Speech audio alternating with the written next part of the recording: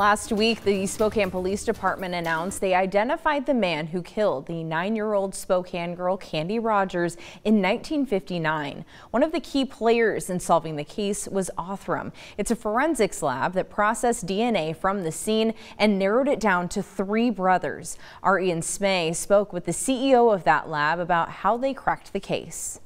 Othram is a Texas-based lab that specializes in this type of DNA testing. It's called forensic-grade genome sequencing, and it's what the lab is focused on since its opening in 2018. As the lab CEO told me earlier today, their hyper-focus on the process has allowed them to give police investigative leads with smaller and smaller amounts of DNA. Last week, Spokane got closure to a cold case 62 years in the making. John Ray Hoff was identified as the man who killed 9-year-old Candy Rogers in 1959 as she was selling campfire girl mints. One of the key drivers behind the case being solved was DNA testing work done by Othram, a Texas-based lab specializing in testing small and oftentimes damaged samples from crime scenes. Suffice to say that these are quantities of DNA that are wholly inappropriate for like consumer testing or other kinds of testing you would do in a research or medical setting. And not only is it lower quantity DNA, but the DNA is really compromised. It's old, it's degraded. This testing on DNA taken from victims and suspects at crime scenes is all Othram does, allowing them to focus and continuously refine the process. Middleman's team is able to take that DNA, which sometimes is 1,000 times or more smaller than a sample used in a medical DNA test, and start building a profile. That profile is also built by comparing the results to genealogy databases filled with results from people who have agreed to provide their DNA for law enforcement purposes. It's kind of like a jigsaw puzzle.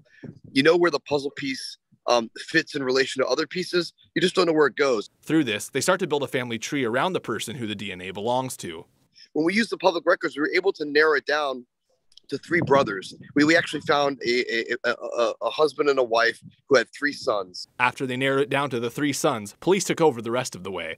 Eventually, they found one of Hoff's daughters, and after exhuming Hoff himself, police testing was able to confirm that the DNA was 25 quintillion times more likely to belong to him than anyone else. With the case finally solved, and Othram being a key player in the success, Middleman hopes this will lead to more investigations using their DNA technology. I think it's important to share the stories, these wonderful outcomes, because when we do, it motivates and excites law enforcement. Law enforcement wants to solve cases, but they may not all know about this technology. And I think it helps families. They see that there's hope, there's optimism. Middleman said that Othram is currently the only lab in the country that does this process completely in-house. He also said he hopes this is more widely used going forward, as it can both shorten the amount of time it takes to solve a case and can also save police departments money when it comes to investigative costs. In the newsroom, Ian Smay, KREM 2 News.